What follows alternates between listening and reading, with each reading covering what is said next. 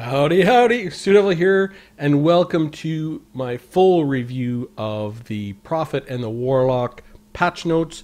I am going to read every word in the review and go over absolutely everything, especially for those who might just be listening as opposed to watching. I'll try and make sure that I pronounce everything and go over every single line.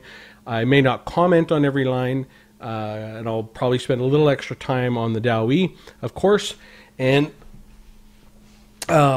for those of you who noticed something that I didn't notice already, I already got some notes that for the dwarfs, High King is changing. They're going to get rid of this contingency where you cannot target if leadership is lower than 50%. Maybe this makes this better, and this will also be for, I think it's Luan from Bretonia. I think he has this similar ability. Let's grab him. Where is he? Abilities, ladies. Yeah, beloved son of Bretonia. It is exact same. That is also to say it's always also that target condition of leadership lower than 50% is off. So that should make that interesting. And well, I still don't know that it'll be that incredibly useful because your opponent still has to play along, and a good competitive opponent will just either make sure they goon you till you're completely dead as fast as they can and work their way through that, or they'll leave your leadership till the very end of the fight so that it will never proc until it's just your leader. So anyways, we'll go through the patch notes for the Prophet and the Warlock. The patch notes are fantastic. I think I've had a good once over of them for the most part. It looks like a lot of the work has been done on campaign and some fantastic campaign updates. The work done on multiplayer is interesting. They have a clear focus that they've spent time looking at, and they have made some changes since the tournament, which I think when we speculated that the tournament was going to happen at the same time as this patch, I talked about it really being the same process or similar to the process where they released the Vampire Coast, and they really did use that tournament of all these high level players to tweak the numbers a little bit, and you can see some of the numbers did tweak. They did adjust the hammerers a little bit, they did adjust giant slayers a little bit, they did make some other adjustments as far as the units go that were not originally in, and that's just from the Dowie. I don't know what they did for the rest of the units. But anyways, we'll go through the patch notes for the Prophet and the Warlock. So the automatic update arrives alongside of the Prophet and the Warlock Lord's Pack, bringing a huge array of content additions, revisions, balances, and improvements to the Eye of the Vortex and Mortal Empire campaigns. Just as side notes, there was a note from Ella that from here until Game 3, there's going to be no faction pack. There's only going to be possible Lord packs, which is very interesting. I probably will talk about that on its own on a different video, but I found that out today. I thought I should share it with you as well. Anyway, moving on. Ikit Claw and Ten Juan's factions of Clan Skyer and the Cult of Sotek now appear in both campaigns under AI control, even if you do not own the Prophet and the Warlock, which is good news.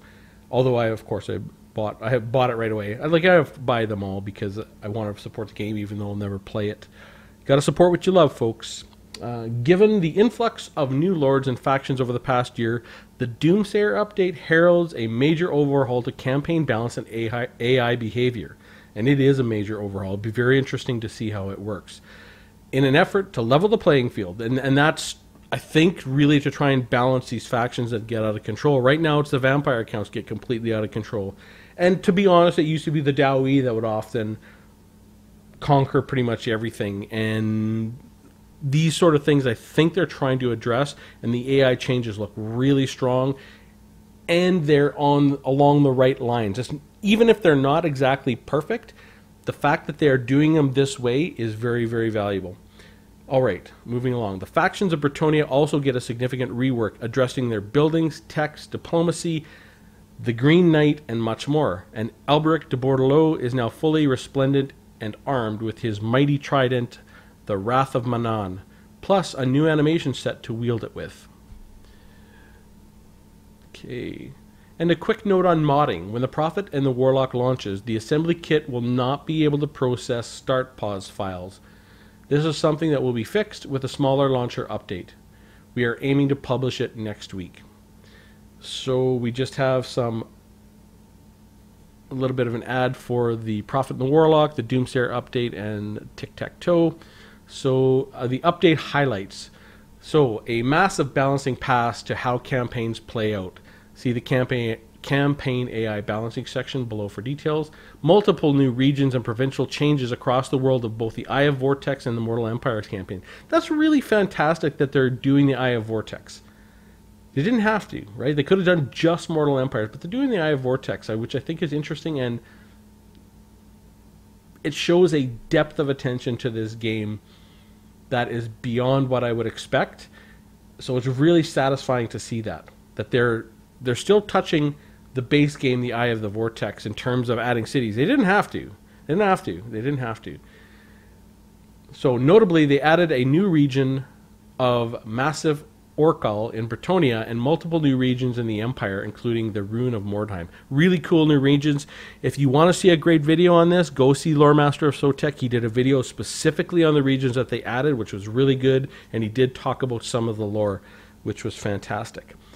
Alright, the AI Vampire Counts factions can now gain Bloodline Lords, which is really good, with specializations for some factions. So Musalon will focus on Blood Dragon Lords, Neckarch Brotherhood will focus on Neckarch Lords, Strigos Empire will focus on Strigoi Lords, and Silver Host will focus on the female Lamian Lords. Excellent. Added 15 new island map variations across the world. That's just beautiful, like awesome. 15 new maps. Added multiple new ritual currency locations in the Eye of Vortex campaign to better support the amount of new factions participating in the race. Added new location map button on the Lord selection screen so you can see where the factions start when choosing them. Fantastic. Lowered the availability of most agents for all factions to tier 3 or below. Thank Grunme. Capacity remains affected. So what does this mean? For any faction, you could get Thanes at tier 3 on a tier 3 building, but you had to wait to get Master Engineers on a tier 5 building, I believe, and your Runesmith on tier 4. So, Lord of most agents for all factions to tier 3 or below. Thank Valaya. That's much, much better. Because it is so irritating. You don't get the agents you want until very late game, and by then, it's more for fun than for actually affecting the outcome of your campaign. You know, unless you're in a really, really difficult campaign, like the last Belegar Iron campaign, the Belegar Ironhammer campaign I'm working on right now, which has been a very, very difficult campaign. They added the Feral Cold Ones as a recruitable unit for all lizardmen in the Dinosaur Reserve building. The animal resources changed. So campaign changes. Here is the big... So the multiplayer changes are small but good, and of course, obviously, huge for the Skaven, and I think reasonable for the Lizardmen. The Skaven definitely got a massive upgrade. They are now, I believe, they're going to be a tier 1 faction. The Lizardmen are more of the same for what I'm seeing. You know, maybe they're better. Obviously, they can't not be better with what they've gotten, but they're sort of... It's like having a win more condition. It's not that they're going to take their faction from beating factions they couldn't before, as much as they're going to win more against factions they were already winning against, and maybe lose a little less. You know, we'll see. But the Skaven, some of their units are outstanding, especially their Regiment of Renown, Warlock Jezzail, and their Warlock Jezzail is a huge, huge addition for them, because those Warlock Jezzails can counter battery these dark elves and high elves and even the Daoi with their short range artillery that are so devastating against Skaven artillery. So they can go up ahead and make sure they get the bolt throwers or the short range artillery before they take down these big artillery, so they can actually bring artillery more reliably as a Skaven.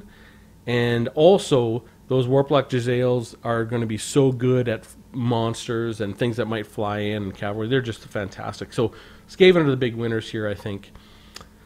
So anyways, campaign changes. Campaign AI overhaul. Removed auto-resolve bonuses for playable and horde factions controlled by the AI.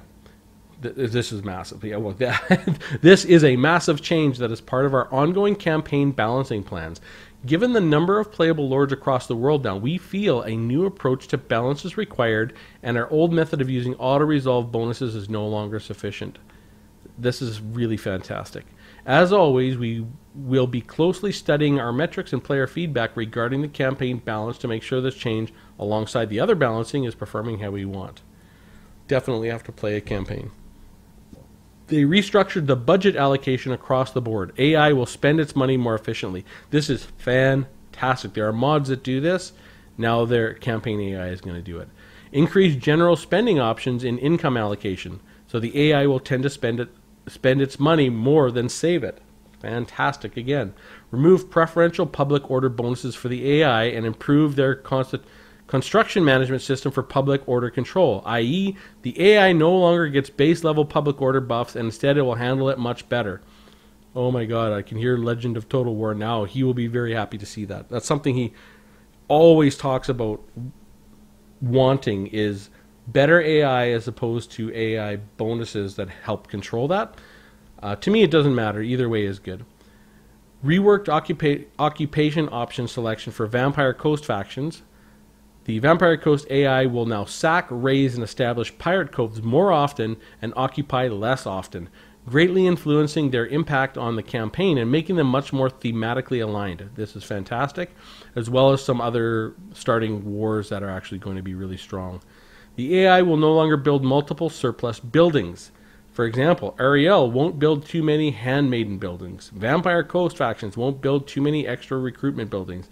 I think this is something you see often, that you'll come across, a bunch of barracks. Now, if you could get the AI to destroy buildings when they've taken them over and then build new buildings, I think that would be even better. So reduce the AI's likelihood of embedding multiple agents in the same force, instead spreading them across multiple armies. I think this is good. Usually you see that one army that has 6 agents, instead of every army you will have one. Hopefully they put more agents in the armies and less agents out there murdering my Dowie, but we'll see. The AI unit recruitment templates are upgraded across the board from Empire, Bretonnes, Skaven, Dark Elves, High Elves, and Lizardmen. Fantastic. High level view of observed AI balancing across the board is as follows. The endgame variance has been improved. Awesome. Matchups are less one-sided in many areas of the map. Fantastic. Vampire Coast impact and average strength rank greatly reduced. Multiple vampire factions performance visibly reduced. That is fantastic. The vampire factions, particularly sort of the Von Karsteins and the main vampire factions, have just been crushing in this last little while. The new AI factions, Clan Fester in Lustria, Clan Mangi, I don't know how, Mangi in Lustria, and the Leaf Cutters tribe in the Southlands, the new AI faction. So Skaven under Empire. This is awesome.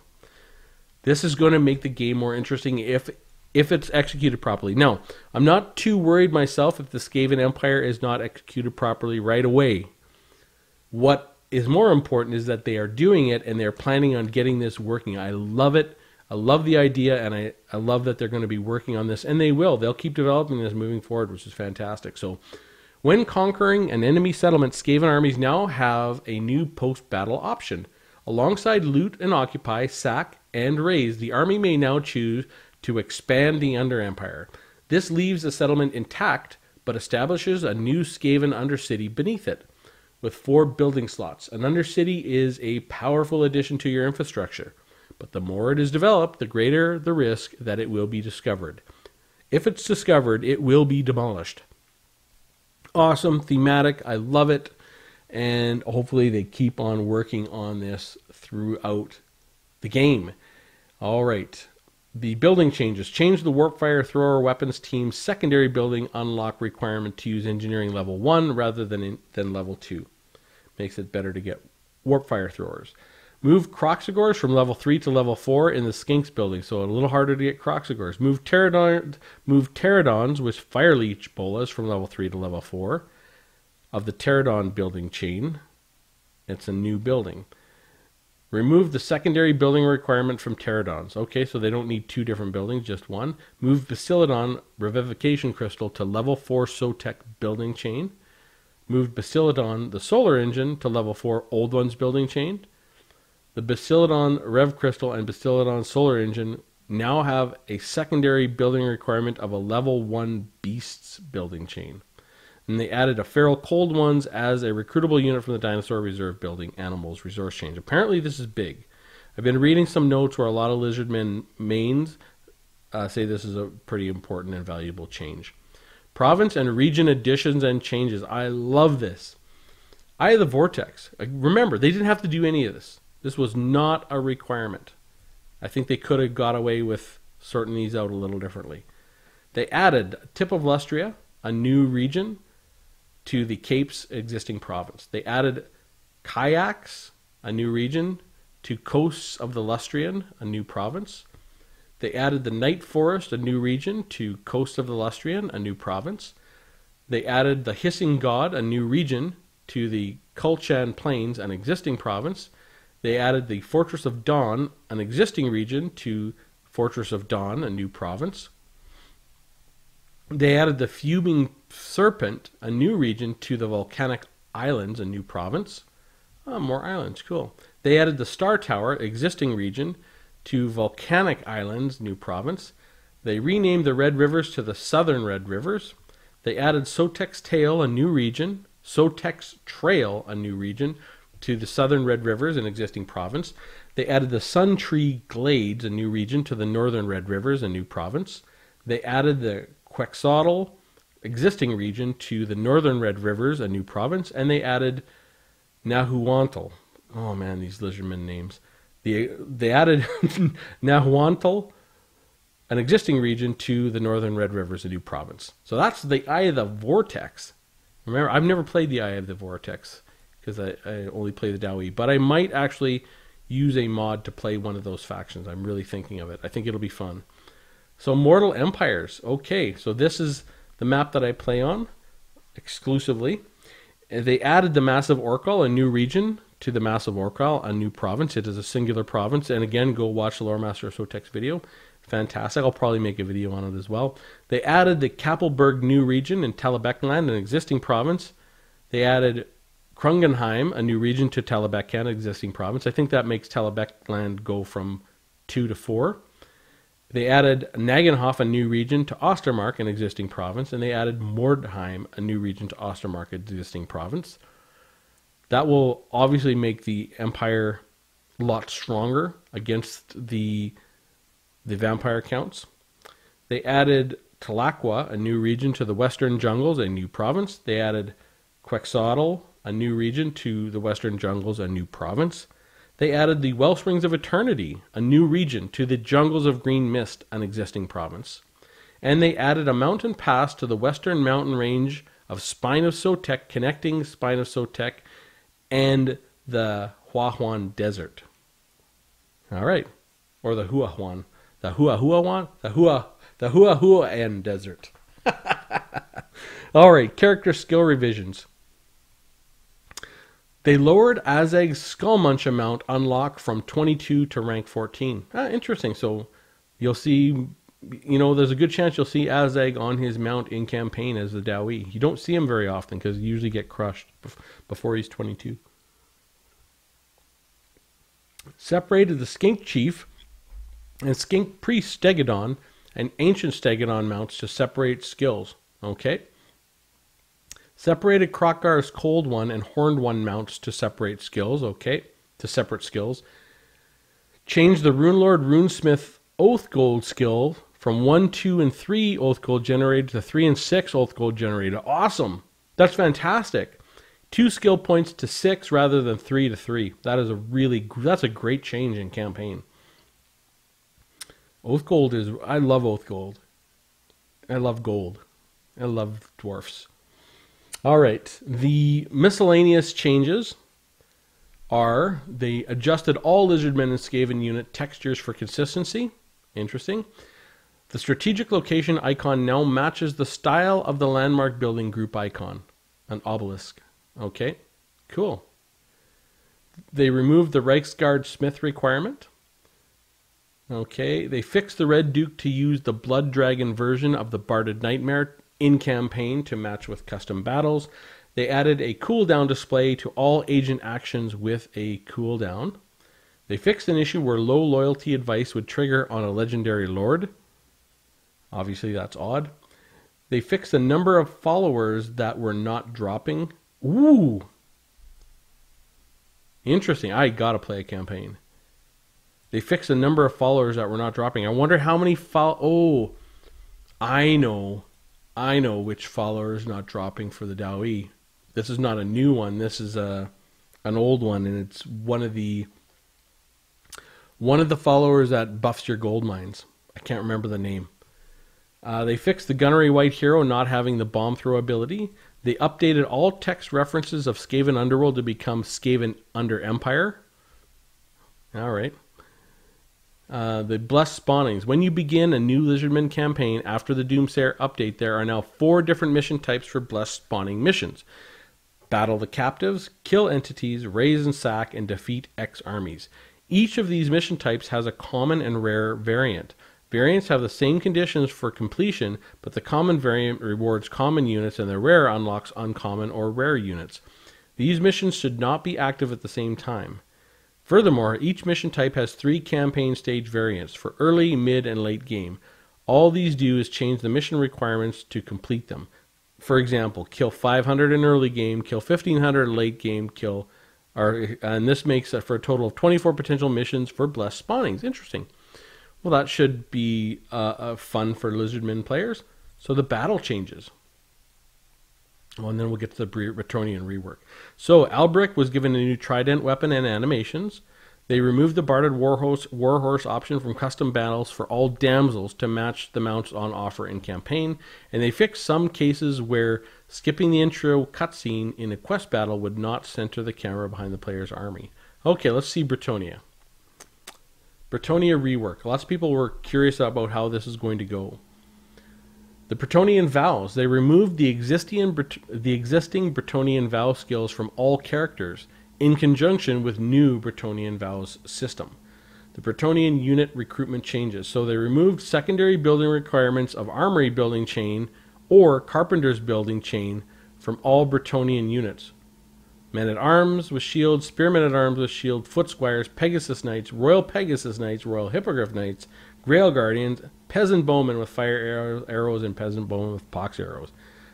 That is a pretty big deal. What that's going to mean in campaign is Bretonnian armies might be a little better, a little more well-rounded. Because that's if they don't have the right building set, they obviously can't get to their units they need. Bretonnian tech changes. So the new Bretonnian text, the Kings of the Mountains diplomacy, the Kings of the Mountains diplomacy. I'm guessing that's diplomacy with the dwarfs.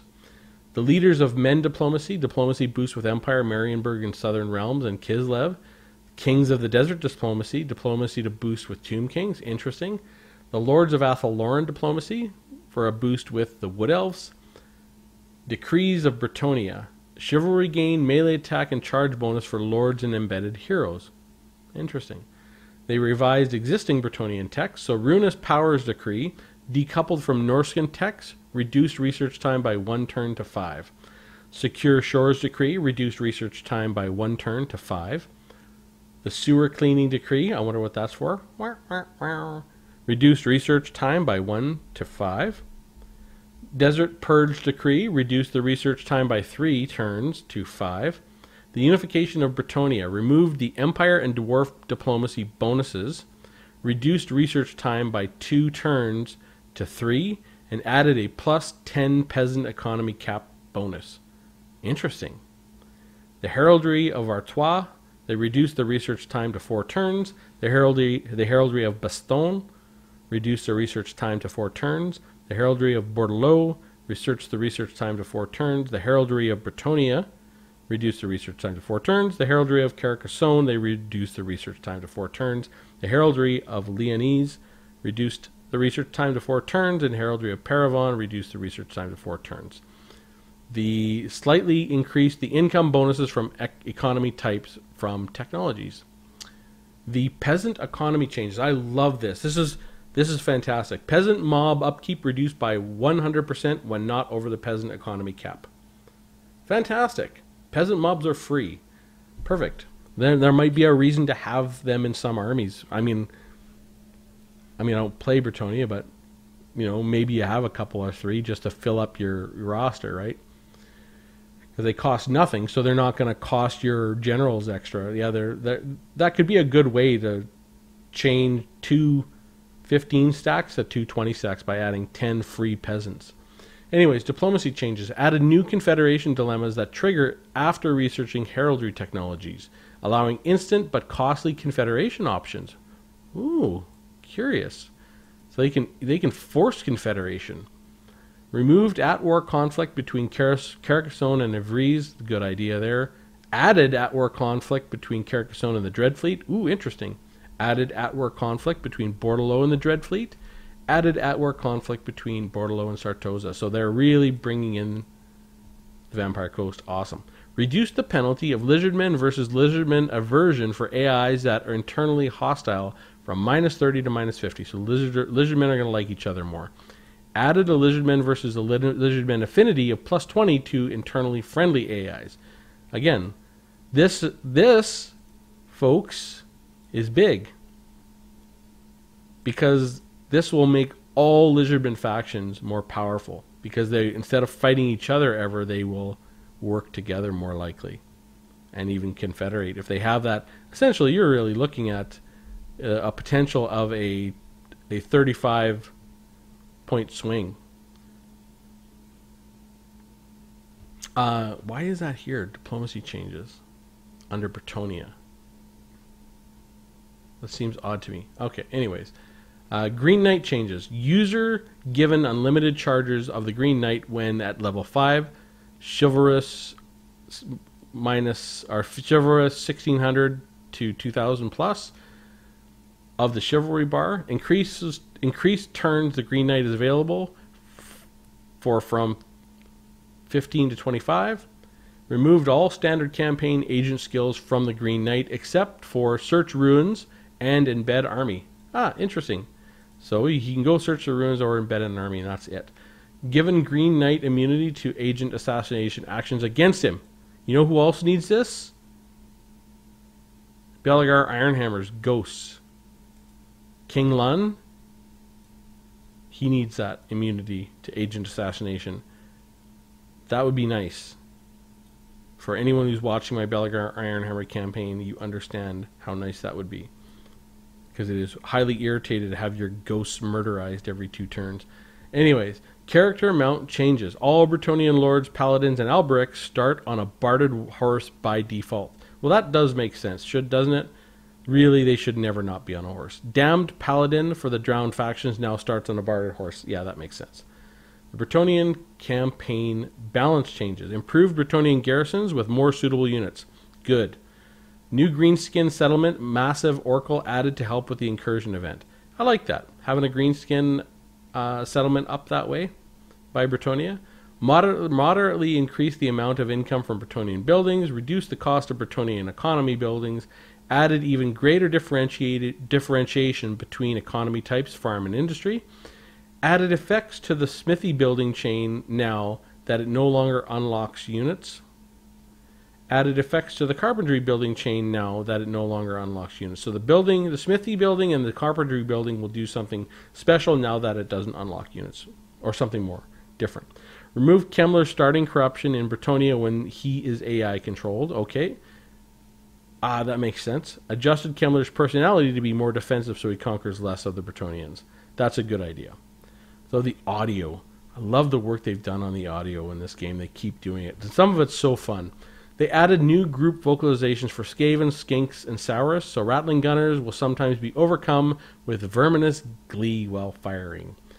They reworked and fixed multiple areas of the group system. Ranged units now play group idle vocalizations. Fixed some units with units disengaging from melee or moving through each other, where they would re-trigger the collision group volley. I don't know what that means exactly. Added a new active casting system with the Screaming Bell, the Ark of Sotek, and Engine of the Gods, changing the audio while that unit is casting a spell. When casting, the Screaming Bell now makes bigger bongs to please the Horned Rat. Well, that makes sense, doesn't it?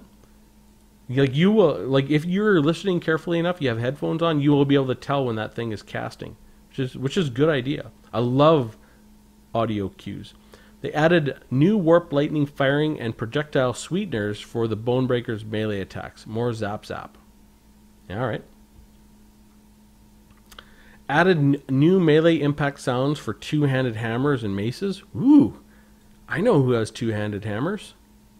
Cool. Cut out the tongues from the council guard. Keep the council secrets safe. Yes, yes. So they're going to be quiet, just like the Phoenix Guard. Disabled some non-Slaanesh god-specific lines for Sigvald. They changed the attenuation of conversational dialogue, probably so it's louder or quieter, yeah. So it sounds better, I'd guess. They fixed the battle order voiceover suppressing unit vocalizations, and they rebalanced some ability sounds. All right. The campaign. They fixed some stance selection VO for Skaven Lords, voiceover for Skaven Lords. They set diplomacy voiceover to always play in 2D. They adjusted the timing on Skaven food gained in the UI element, probably just where it's gained in the end turn maybe. Turned down campaign building fires. All right. Reworked some idle vocalization for Skrulk and Tretch, and added new idle loops for Skaven Lords. All right, so spell and unit balancing. So this is interesting. This is a huge change. This is going to affect vampires, Vampire Coast, Skaven, you know, the summons that the beastmen get. And because summons are pretty powerful. Like, they're so powerful that if your faction has summons, that's pretty much you got to bring the summon, right? General, rebalance all vortex, breath, wind, and explosion abilities, as a bug that was making them use reduced radius for area of effects was fixed. So all the vortex, breath, wind, and explosion abilities are going to become more powerful. Summoning changes. Summoned units are no longer unbreakable. Undead summons now also crumble in addition to unbinding. That is fantastic. Adjusted the power cost of some summon spells. They redesigned unbinding to apply for a set duration, with a first phase of light damage and a short second phase of lethal damage. Now summons will expire after a set and predictable duration. Hooray! New unbinding times and power costs. Okay, so this is just the unbinding time. So the Tomb Blade of Archon, 82 seconds. The Realm of Souls, 92 seconds. The Transformation of Kadan for Manticores, which is 96 seconds. And it's a 13 power cost, so that's obviously a change. The Transformation of Kadan for Vargulf, 77 seconds, 13 power cost.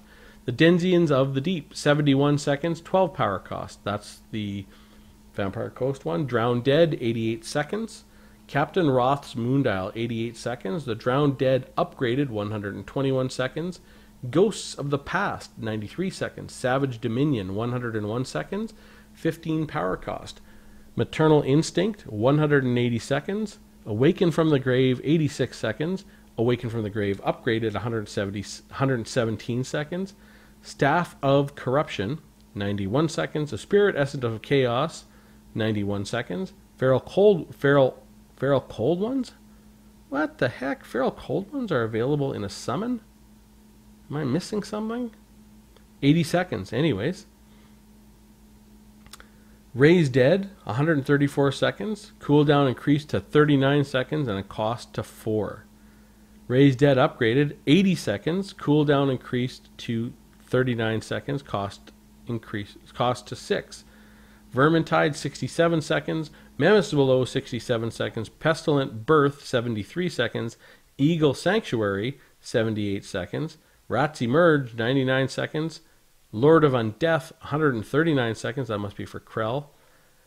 Command the unliving 85 seconds, and command the unliving upgraded 77 seconds. I love this because it's something that can be tweaked, obviously, and it can make some summons more powerful than others, and it's another way to balance the game. This is just a great way to do this. I love it. They're working on summons to make them more reasonable, and I like what they're doing. So okay, so here is the spell and unit balancing. So here we go, folks. Here are the unit changes. So for the Dark Elves, the Hydra, plus 10 armor. Okay. Chill of Sontar, plus 10 armor. That must be the Regiment of Renown for the Hydra, or the Charybdis. The Charybdis is plus 10 armor as well. The Knights of the Ebon Claw, minus 2 melee attack, minus 1 melee defense, minus 50 cost. So a nerf and a buff. Crone Hellebron, on foot, Darkseid or Manticore, plus 3 melee defense. That's good. I have used Crone Hellebron in a test I did. She needs that to be a little bit more tanky. Cold One Knights, minus 2 melee attack, minus 1 melee defense. Interesting. Cold One Dread Knights, minus 2 melee attack, minus 1 melee defense. Cold One Chariot, minus 10 charge bonus, minus 2 melee defense. Well, obviously they want these Cold One Knights and Cold One Dread Knights to cycle charge more. They want their charge to be devastating, but they don't want them to be in extended combat. Cold One Chariot, minus 10 charge bonus, minus 2 melee defense. Apparently they're a little too powerful. K-Knight Assassin, added Vanguard deployment. Yeah, of course, that should be there. Plus 2 run speed, also a good idea. Projectile now applies poison. Ooh. That's pretty interesting. You're going to see K-Knight Assassins from time to time, because they are... The Vanguard deployment, they are, hard to see. They can stalk. So a little faster, and they apply poison so they can run away from stuff. Very interesting. Bolt Fiends, minus 50 multiplayer cost. And Black Ark Corsairs, plus 1 bonus versus infantry. Okay, so I got to retest Black Ark Corsairs in my infantry testing because they got plus 1 bonus versus infantry. They weren't that fantastic, actually, in the testing. I can't remember exactly where they showed up, but I don't remember them being that great. So we do have to retest the Black Ark Corsairs. High Elves. Okay. So the Lore Master of Hoeth, minus 5 charge bonus, minus 150 cost. Ooh, that's a big buff to the cost. The Noble on the Chariot, minus 10 charge bonus, minus 2 melee defense. That goes along with the Chariot changes. Princess on the Moondragon, plus 10 armor. Okay. Lithanar, increased projectile accuracy, plus 25 AP, plus 7 base projectile damage. So Lithanar just got a straight up buff. Hopefully we'll see him a little more. Swordmasters of Hoeth, plus 5 leadership. What? Like, Swordmasters of Hoeth are literally the second best unit, the second best infantry unit in the entire game. They got plus 5 leadership. Well, I guess maybe they're not immune to psychology. I don't know, but they just got better. So they're not the second best pound for pound though. They're second best unit above 901 gold. So I will have to retest the Swordmasters of Hoeth to see if they change that at all. The Moondragon, plus 10 armor. Okay. Frostheart Phoenix, minus 2 charge bonus, plus 1 melee attack, plus 30 AP melee damage, plus 10 base melee damage. So maybe that's going to make them do a little better at gooning armored things, obviously. Frostheart Phoenixes you don't see very often. Sun Dragons, plus 10 armor. Illyrian Reavers, minus 50 cost. Interesting. We'll see more of those. And the Lore Master of Hoeth, minus 50 MP cost. Why would they not put this Lore Master of Hoeth with this one? Am I missing something? I probably just copied it or made a little mistake. Okay, Empire. Here we go. Oh, Empire is small. Smaller than the Dowie. Volkmar the Grim. Foot Warhorse, Barded Warhorse, plus 5 melee defense. It's a good idea. Volkmar the Grim. That'll make him a little better on his big wagon there. So Volkmar the Grim, the War Altar of Sigmar, plus 15 bonus. Whoa! Plus 15 bonus versus infantry, minus 50 multiplayer cost. So on his wagon, plus 15 bonus versus infantry doesn't sound that good until you realize that's like he's going to hit 8 units at a time, and essentially you're getting, yeah, every single one of them you have an extra 15% extra chance of hitting them. That's a pretty big deal. The Hellblaster Volley Gun, increased accuracy. Ouch, I think that's going to hurt. You see Hellblasters against the Dowie from time to time, and they can be pretty crushing. That's going to be even worse. Witch Hunters. Accusation is now a hex. Woo.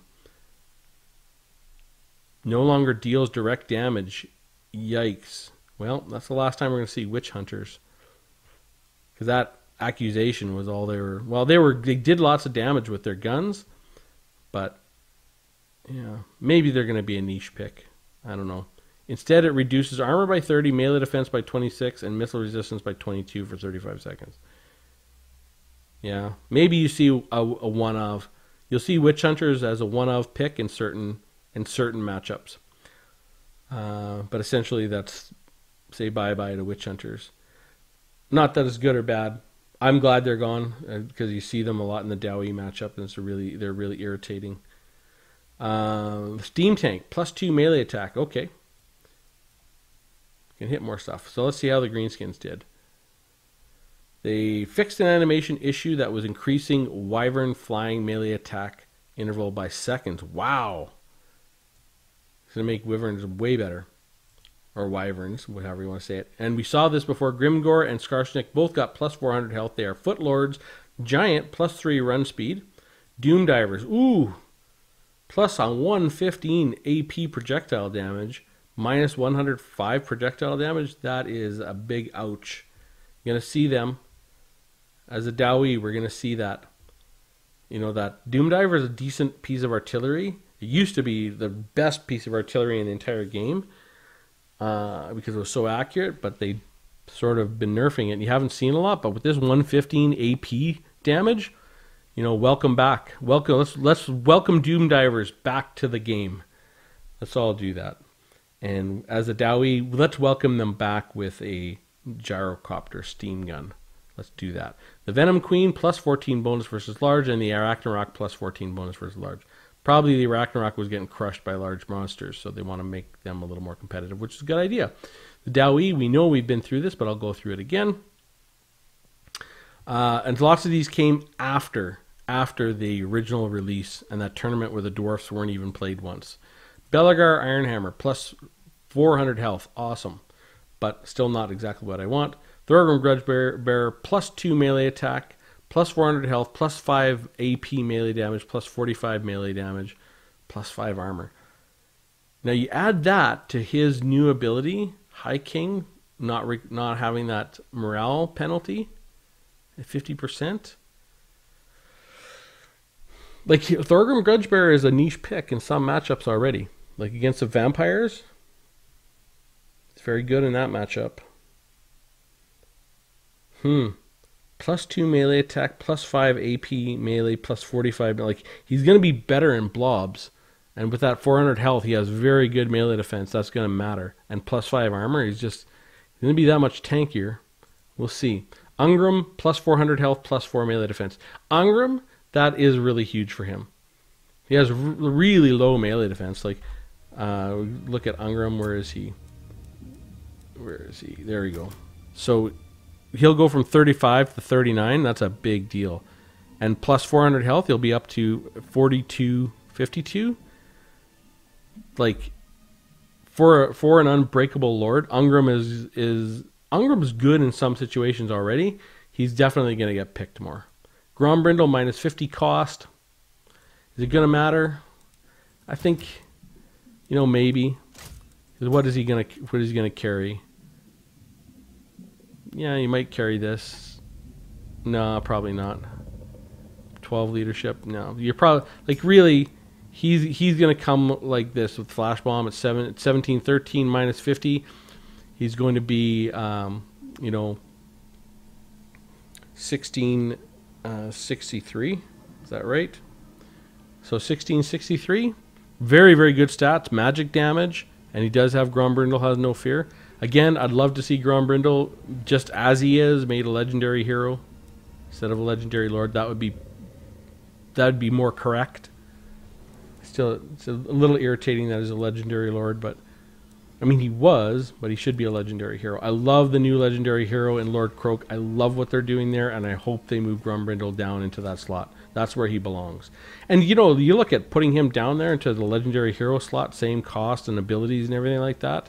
I mean, you might get rid of something, but boy, that'd be fantastic. How fun would that be to have a armor-piercing, magic damage, 500 weapon strength dwarf to back up your lord, you know, your rune lord, or even like Grumbrindle. Like, remember Ungram and Grumbrindle 2v1ing? That'd be just fantastic. I love it. All right, so the rune lord is plus 50 cost. We guessed that was coming in our speculation video, and it did happen. The hammer has got plus 1 melee defense and peak gate guard plus 1 melee defense. So this I think really 34 to 35 is a little bit, but it's not nothing. You know, that we will retest the hammers and see if they move up a spot in the pantheon of armor-piercing infantry. Gyrocopters with brimstone guns, plus 11 AP projectile damage, plus 4 base projectile damage, and a slight increase to accuracy. Again, it's an okay. It's not going to make. It is not going to change gyrocopters at all. The changes gyrocopters need to have is they need to be flying tanks. They need to have a big increase in armor. They need to be unbreakable, and they need to have their stagger animations decreased massively or eliminated completely. And then they're going to be, you know, or then have some sort of little area of effect, even 10 meters damage aura, so that they can deal with these like fell bats or anything. Like, there's literally, I've said this a million times and I'll say it again, there's nothing else in the air that's flying that can't completely obliterate gyrocopters. One unit of fell bats at 350 crushes a unit of gyrocopters. So Giant Slayers minus 50 cost, so that's interesting. I think that's good, obviously, and to bring them down to 1200, they have obviously amazing stats. And you do, even if they're high cost, you do see them as a one-of pick in some builds, sometimes two of. You know, they are that good. They are high risk, high reward unit though.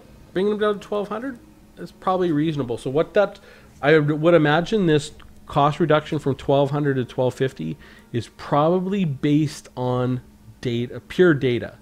So, you know, or this was placed on some small change to, no, not based on pure data. If this was based on data, this would be changed. This Giant Slayer did not change until after that tournament. So maybe they had a talk with the players, and the players said Giant Slayers are just a little too expensive for what they do, and they reduced the cost. Maybe. Okay, so that was not a data change. Interesting. Okay, and we go to, that's the end of the Dowie. So are the Dowie in better shape? Absolutely. Belagar at 1100 gold with plus 400 health, that is much better. Thorgrim, plus 400 health, plus damage, plus his ability, much better. Ungram, plus 400 health, plus 4 melee defense, huge improvement to him. Grumbrindle, minus 50 cost, better. Rune Lord, plus 50 cost. Obviously, they're trying to get that Rune Lord out as the only pick for the Dowie in competitive games. Hammers and Peak Gate Guard. You know, you all know that the unit that I think really, what the Dowie need is they need miners, dwarf warriors with great weapons, longbeards with great weapons to have increased melee attack. And we're talking like 4 to 6 on each of them to even make them close to competitive with their peers at that price level. And that'll take some of the pressure off the hammers. The hammers, like, I get it, they're doing a good job at making the hammers competitive at the upper echelon of infantry, but really where the Dowie needs armor piercing competitiveness is actually down low. The hammers have been decent. I've used them even before they added the health, and they're okay, you know, as a one-off or a two-of pick, and depending, I've even used 4 of them in a build, but it's really it's the reason you need them even so much is because your lower level dwarfs they're armor piercing dwarfs. These three units are just not that good. I mean, they're okay in anti-large rolls. We've developed that, but not good otherwise. So let's look at the Vampire Coast. Small group of changes. So Count Noctilus on foot, minus 10 armor, minus 500 health. Wow. That is a massive reduction. Count Noctilus is super tanky, so I can see that. 10 armor and health. Mongols, minus 10 armor, minus 2 melee attack. That's a nerf. Night Terrors, minus 10 armor, minus 2 melee attack, and Morgul Haunter, minus 10 armor. So these three units, the Mongols, Haunters, Terrors, and base Mongol, minus 10 armor, minus 2 melee attack. It's a pretty big nerf. Zombie, and that's to go with all the summons nerfs. Vampire Coast will be changed by quite a bit. Zombie gunnery mobs, all of them, minus 2 health and minus 1 melee defense. Wow! That is a massive reduction in capability. Zombie gunnery mod with hand cannons, minus 1 AP projectile, plus 1 base projectile. That's a nerf. And Lamprey's Revenge, plus 100. This is all nerfs all the time for Vampire Coast.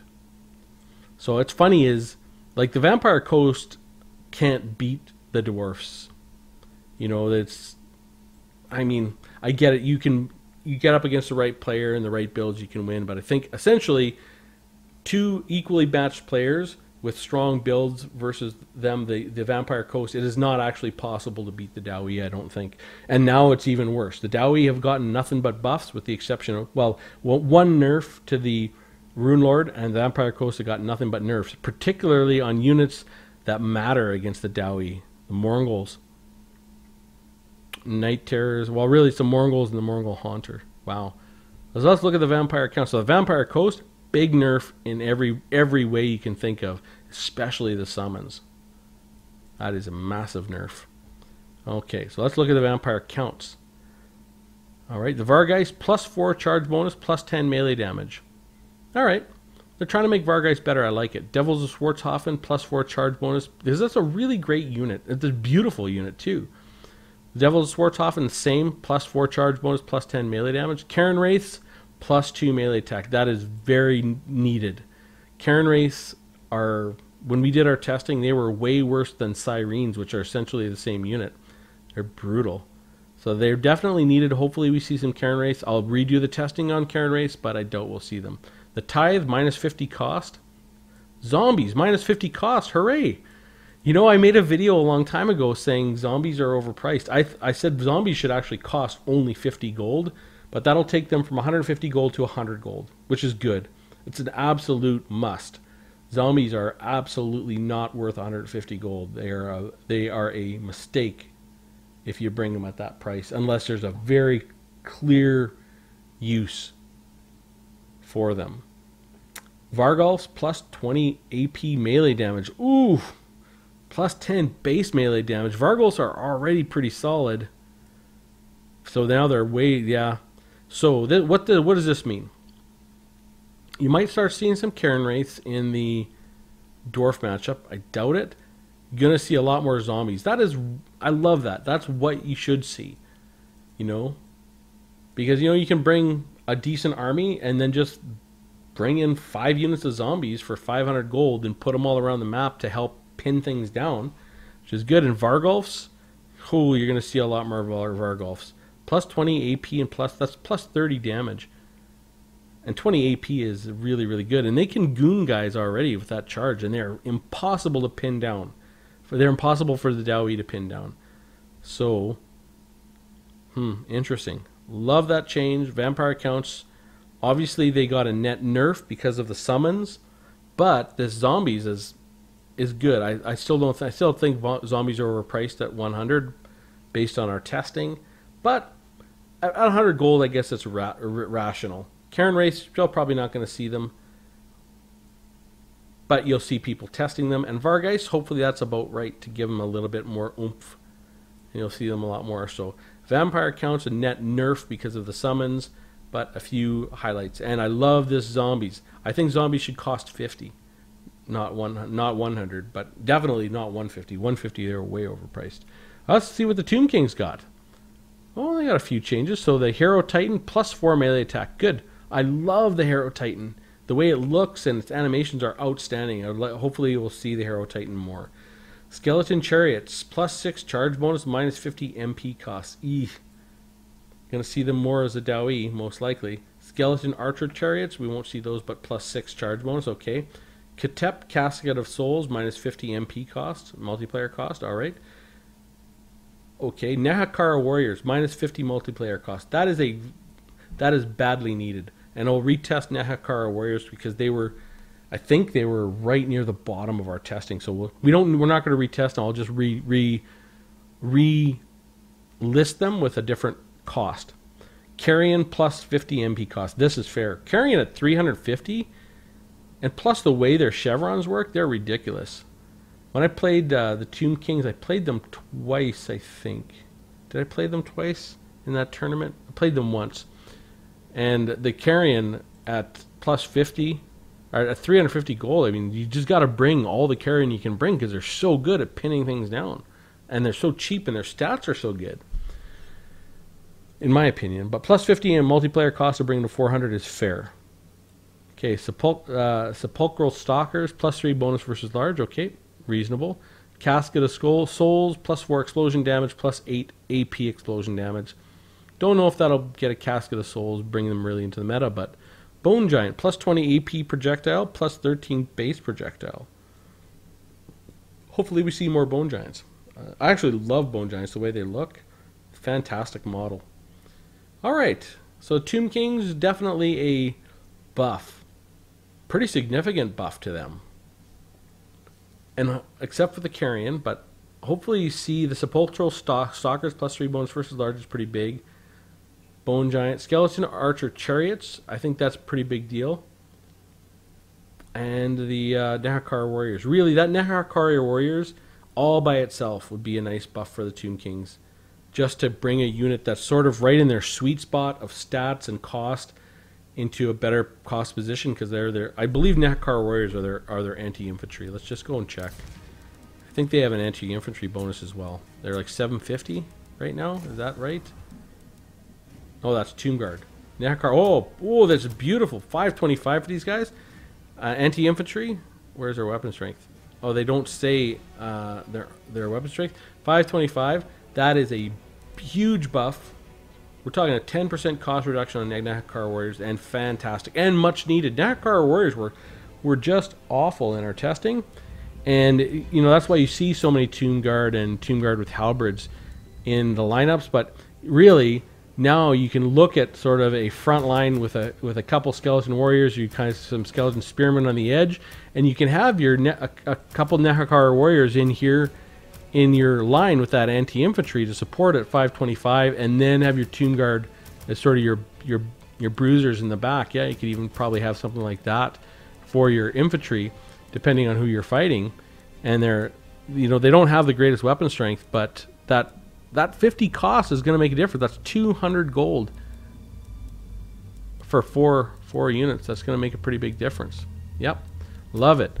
And they needed that cost. They needed that cost reduction. They performed quite poorly. And, all right, so definitely a buff to the Tomb Kings, I think. I know we have some Tomb King mains that watch the channel. I'd be interested to hear from you guys too. Well, and anyone who, if you main some of these factions, I know we have Tomb King mains. I don't know if we have any Vampire Counts mains. I mean, obviously this is a dwarf channel, so most of you are really play the dwarfs a lot. But I'd love to hear from you if you main something else, what you think of the changes. So Tomb King's definitely net buff, and I think it's a good one. The Wood Elves, Treekin, -2 charge bonus, +5 melee attack, -3 melee defense. Interesting, so they're going to make them a lot less tanky. And they're big. So Glade Riders, basic, -25 cost, okay. The Glade Riders with the Hagbang tips, +3 AP projectile damage, -3 base damage, so buff, and they deal magical damage. Ooh, I'm fine with that as a Dowie. I'm not going to see Glade Riders, that's for sure. Glade Guard, -50 cost. Whoo, Glade Guard.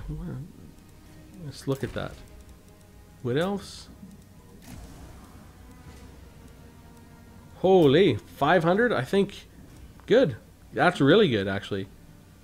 They'll be 500 instead of 550. That'll be interesting. Then maybe you will see less Way Watchers, you know, and sort of Deepwood Scouts, and see a few more Glade Guards. I love it. It's a really good idea.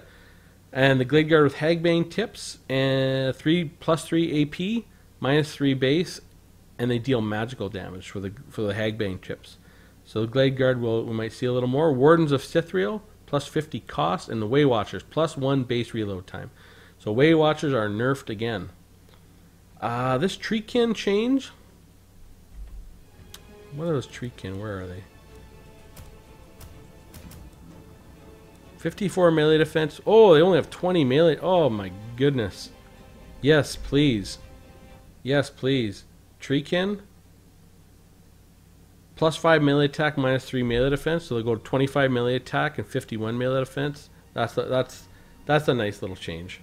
I'm sure, I am positive that, well, I guess, how do I know? I don't play Wood Elves, but I feel like Wood Elf players will like that. It's a net bonus to the total. Net bonus to the total stats of 2, although you lose 2 on the charge bonus, which really is not that big of a deal because it's 13 seconds. All right, so Lizardmen, let's see. There we go.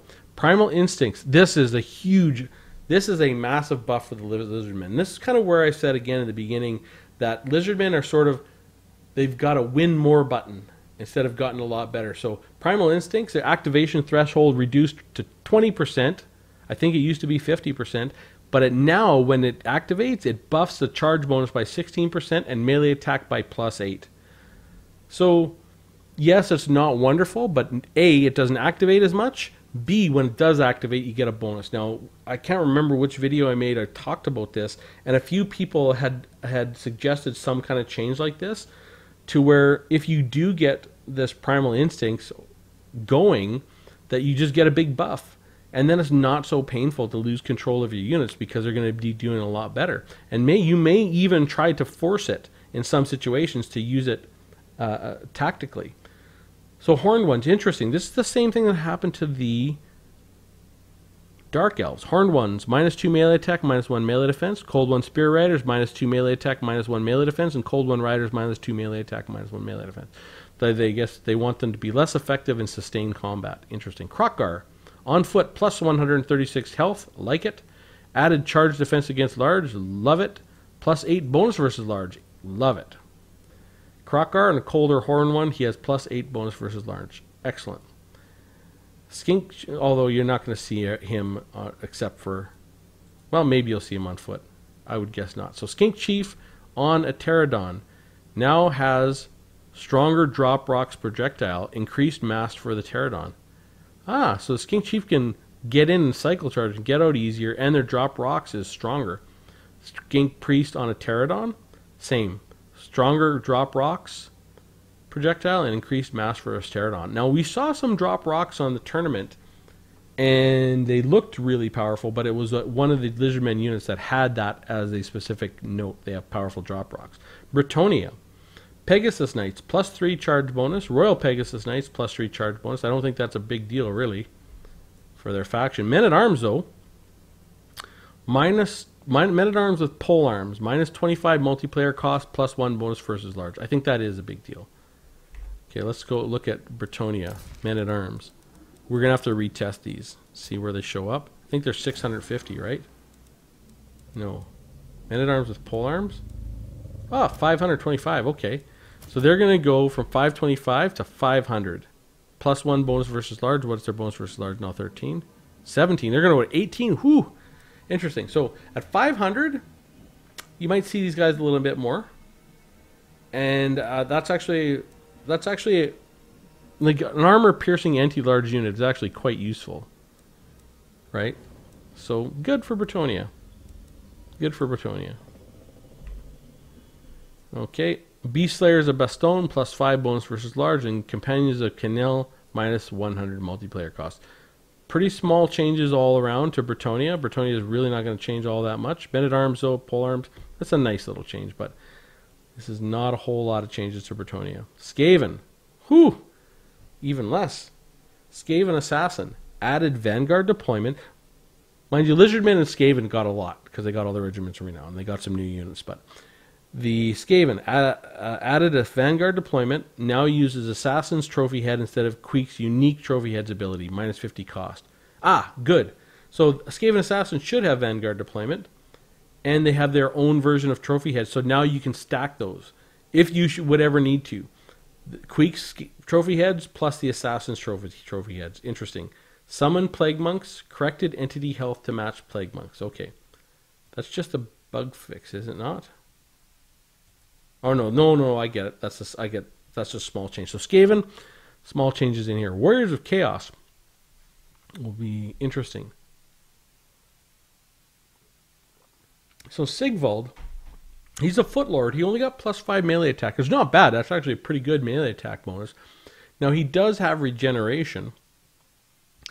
But unlike the other Footlords, the Footlord where that's your only choice, he did not get a big health buff. Interesting. Forsaken, +2 charge bonus. Demon Spew, +2 charge bonus. Okay, that makes sense. And that's, like, really, we said Forsaken were one of those units that they just don't perform that good. They're a very niche pick. +2 charge bonus makes sense with them. If you're going to make them better, give them a better charge bonus. Love it. Marauder Horsemasters, +2 ammo. Marauder Horseman with Javelin, -2 ammo. Okay. Chaos Spawn, +2 melee attack. Alright, and the Weird Spawn, +2 melee attack. Swords of Chaos, -100 multiplayer cost. And a Giant, +3 run speed. Very small tweaks for Warriors of Chaos. Very small tweaks, but, we'll see about Sigvald, see if he comes a little bit more into the meta. I highly doubt it, but we'll see. Now we have Norska. Marauder Horsemasters now use the same melee weapon as Chaos Horsemasters. And they have +2 ammo, and the Marauder Horsemen with Javelins have -2 ammo, same as Warriors of Chaos. The Armored Skinwolves, -50 cost. Cool. Maws of Savagery, -50 cost. Maws of Savagery are freaking unbelievably good. In campaign, I hate coming across them, but they must be a little bit too expensive to see them in multiplayer. They're crazy. They have crazy stats. Where are these guys? Maws of Savagery. Norska. Down here. Okay, Maws of Savagery. Yeah, 1,500. They're crazy. They're anti-large, so we won't see them as the dwarves. But they have Frenzy, Regenerate, Vanguard, Cause Fear. They have 20% physical resistance on top of 70 armor, 38 melee attack, 39 melee defense, 60 weapon strength, 30 charge bonus. Like, these guys are really, really good. But they are expensive. So, they're going to be, what are they getting? 50 cost? They're going to be 1450. Feral Mammoth, +100 cost. The War Mammoth, War Shrine, -100 cost. And the Giant, +3 run speed. Really not that much. Just small tweaks to Norska. Beastmen. Oh, that's really small. Minotaurs got +2 melee attack. Chaos Spawn, +2 melee attack. And Giant, +3 run speed. Very minor changes to the Beastmen. But the Beastmen, maybe they're in a good place, maybe they're not. I don't know. I think they probably are. Their infantry got a buff last go around, which actually made a bit of a difference. But anyways, that looks like the balance changes. Let's look at abilities. Yeah, okay. Here's where all the abilities are changing. Primal Instincts, which we saw, reduce the hit point percentage at which Rampage triggers from 50% to 20%. When triggered, the affected unit also benefits from +8 melee attacks and 16% charge bonus. Shem's Burning Gaze. So, +20 explosion damage, -5 AP explosion damage, -2 projectile damage, -7 bonus versus large per projectile. Is that a buff or a nerf?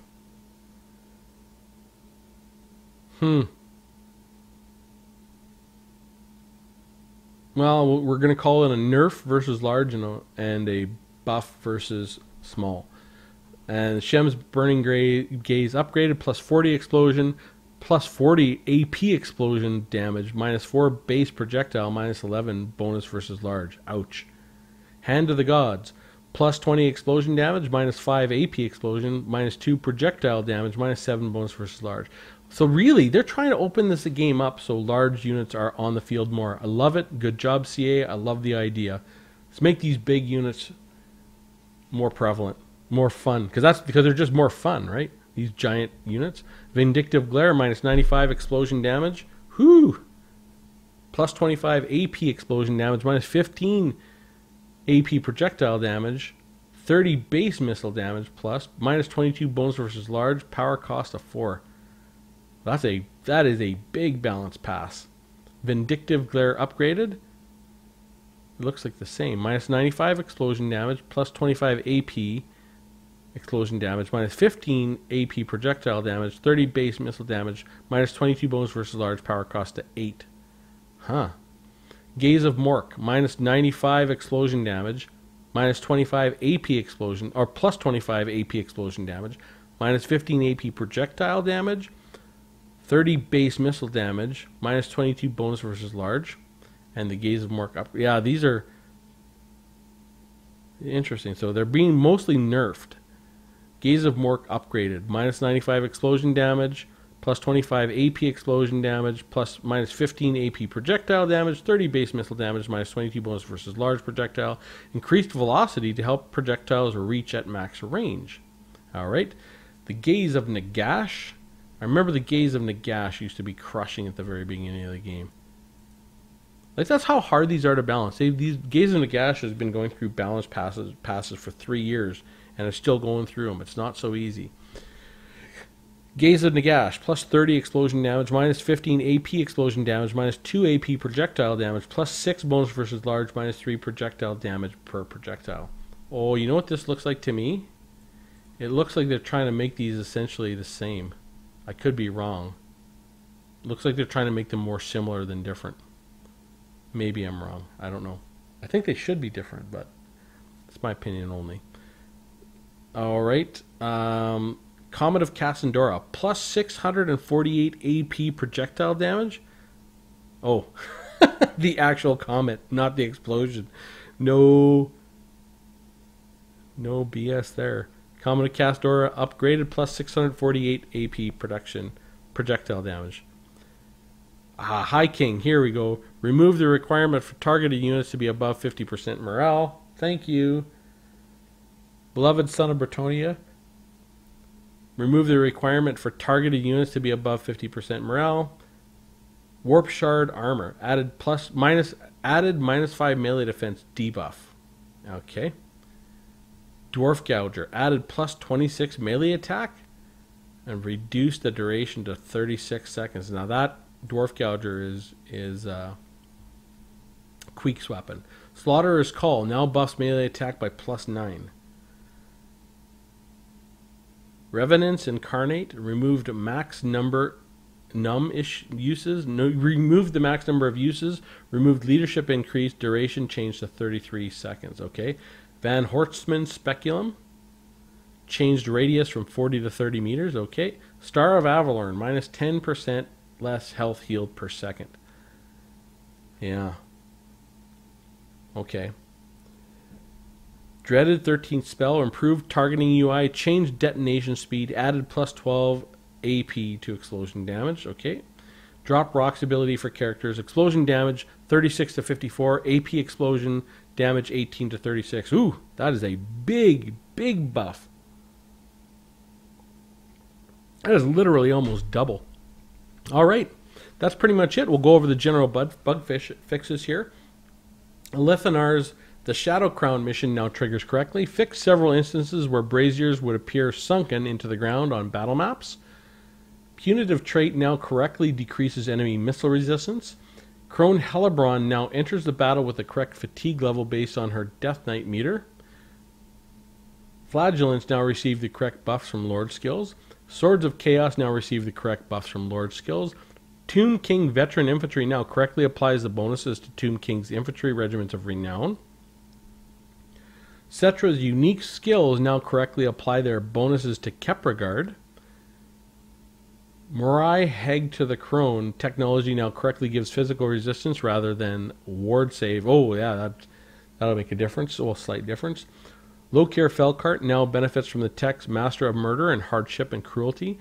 Vampire Coast Captains will now modify public order without the need to have a point placed in spread public order. Scavengers of the New World technology now applies to Vampire Coast settlements. White King now has access to Barded Steel Mount. Hates Tomb Kings. Trait now gives Fear attribute when fighting against Tomb Kings. How could you cause fear to a Tomb King unit? I don't know. Targeted spells and abilities are no longer cancelled when units rout off the battlefield. Ah, interesting. Projectiles with a fuse should now detonate correctly on Helfen's battle map. The ambush failed text no longer displayed when you choose to fight during a sea battle. Chaos transport ships boat row animation should now play correctly. Ah, that's a very small animation. Crone Hellebrand's Amulet of Dark Fire quest now triggers at rank 2. Lokir Felhart's Red Blades quest now triggers at rank 2. Recruit rank now displays correctly when utilizing lots of plus recruitment rank effects. Night Goblin Fanatic's Fear Chain now properly connected to the Night Goblin Fanatic's hands. The Skaven Corruption button now highlights when triggered with a shortcut key. The treasure map and pieces of 8 panels now close when using the shortcut key. Fixed an instance where diplomacy and advisor voiceover could trigger at the same time. Ah. Cryptors are now gripping their weapons correctly during move orders. That's a good thing. They used to be a little bit bugged where their weapons would be floating. The dainty paws of the crew member on the back of the Doom wheel now line up correctly with the handle they are pumping. Excellent. Pirate Cove is no longer... Wait a minute, we haven't seen any classic CA jokes here. Just the dainty paws. Usually they have one or two... Usually they have at least one line in here that is kind of a... Wow, wow, wow. Alright, we'll keep going. Pirate Coves are no longer visible by the other player in multiplayer head-to-head campaigns. Warlock engineers now start with Warp Lightning spell. Reflections to the Mirror Guards and Sfigsval's shields will now display correctly. Oh, nice. That'll actually be quite nice to look at, I think. Lokir Felhart's ship now animates correctly. Lords and heroes should now appear in the correct faction color in event messages. Fix a rare issue where the infamy list would only display one entry.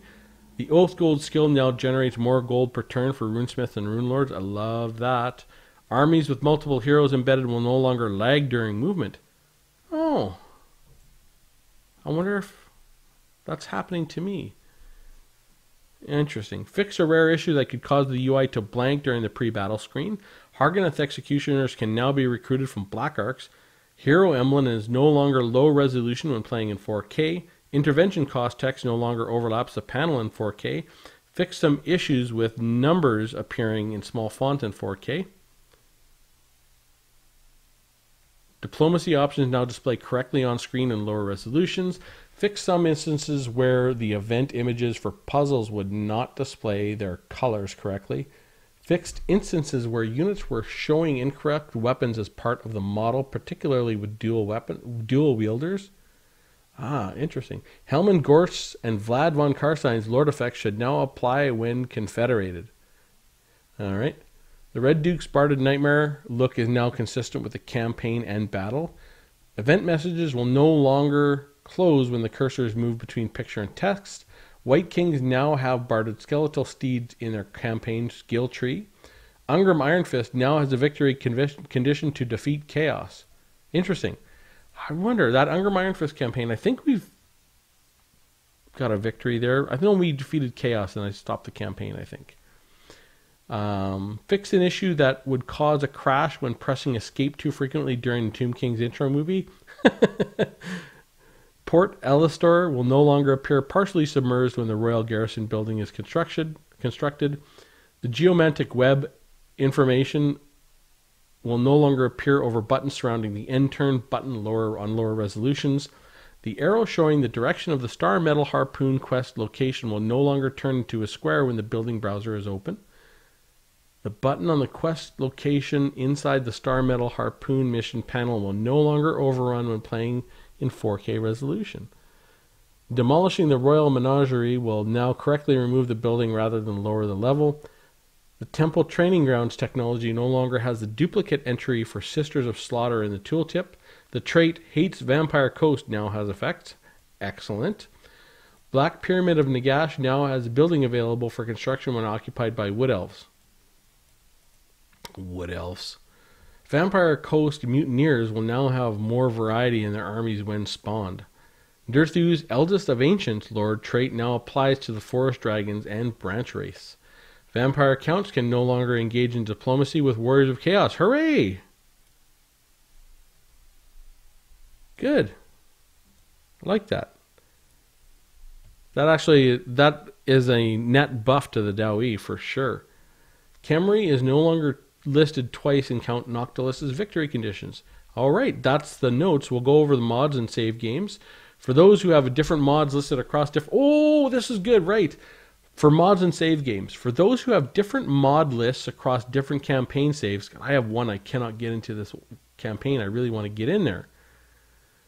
Look at this. It's all dwarf campaigns. I know they only have one, but it's because of the Dowie rule. Even at CA. For those who have different mods listed across different campaign saves or struggle to remember which mods were used to save, that is Sioux Devil right there. I struggle to do this. We've added a feature that warns you when you attempt to load a game without activating mods it may require. Hooray! We hope this will avoid unnecessary technical issues and crashes when you attempt to load a save that requires a specific mod.